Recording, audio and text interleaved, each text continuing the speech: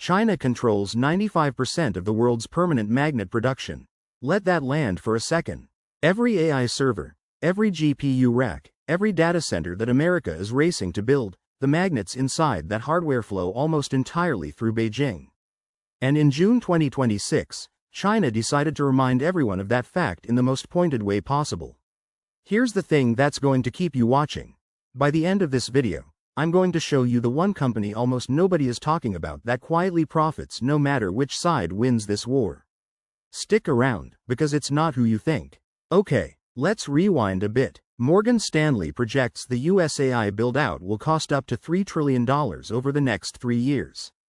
3 trillion. Google, Amazon, Meta, and Microsoft alone plan to spend over $350 billion on AI data centers in a single year.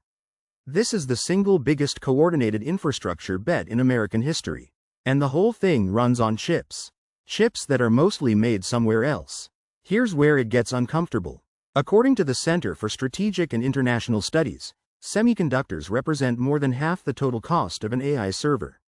And TSMC's own CEO has admitted that making those chips in Arizona costs 50% more than making them in Taiwan. 50%. The US-built version of the same chip is already more expensive before a single tariff enters the conversation. So what happens when you add tariffs?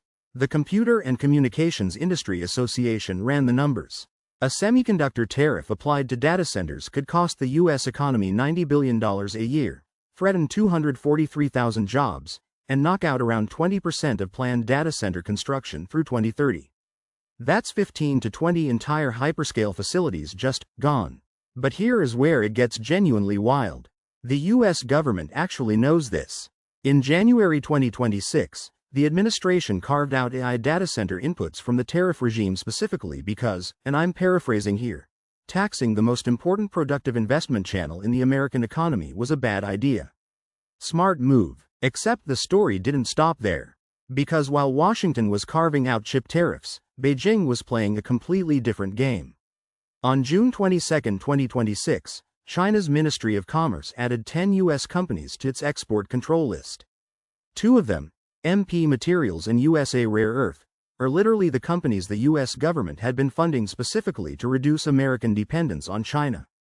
Think about that, the escape route just got blocked. China controls about 60% of global rare earth mining and over 90% of refining. And nearly 95% of permanent magnet production. These aren't niche materials. They go into everything from smartphones to fighter jets to the cooling systems inside the AI racks that power ChatGPT. Export controls on these introduced between 2025 and 2026 already triggered rare earth price spikes of up to 6-fold in some categories.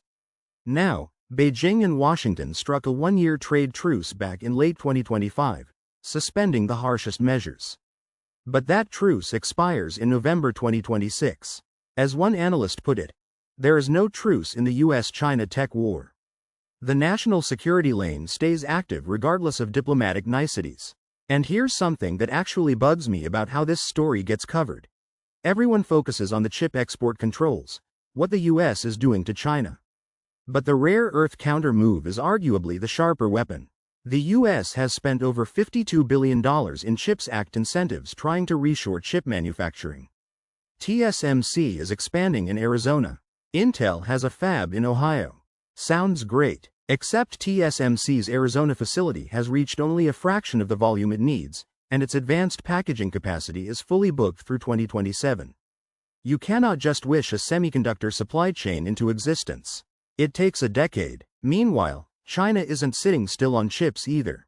Their GLM 5.2 model from ZI is being called competitive with frontier models from OpenAI and Anthropic. They're building their own ecosystem. Fast. So here's my honest take, the slightly uncomfortable one nobody wants to say out loud.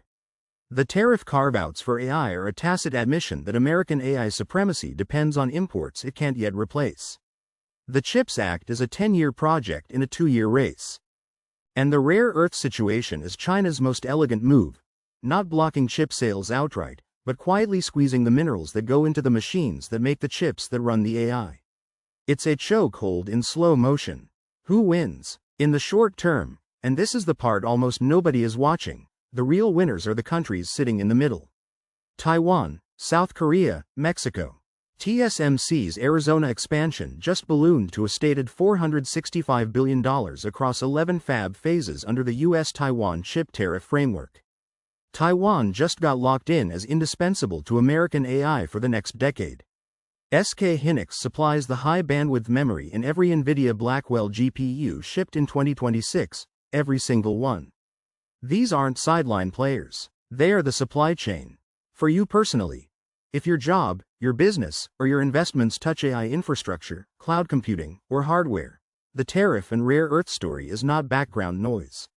It is the cost structure of the entire industry.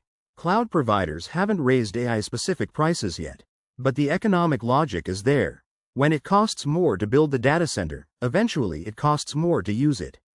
And the company almost nobody is watching that profits regardless of who wins this war.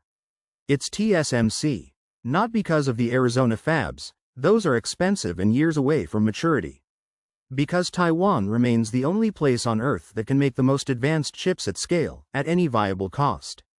Every tariff negotiation, every carve-out, every trade framework circles back to one address in Hsinchu. That's not going away in your lifetime. The whole geopolitical chess match is, at its core, about who gets to be TSMC's most important customer. Follow Words and World for more AI and tech money breakdowns every week, because this stuff moves fast, and the real story is almost never the headline.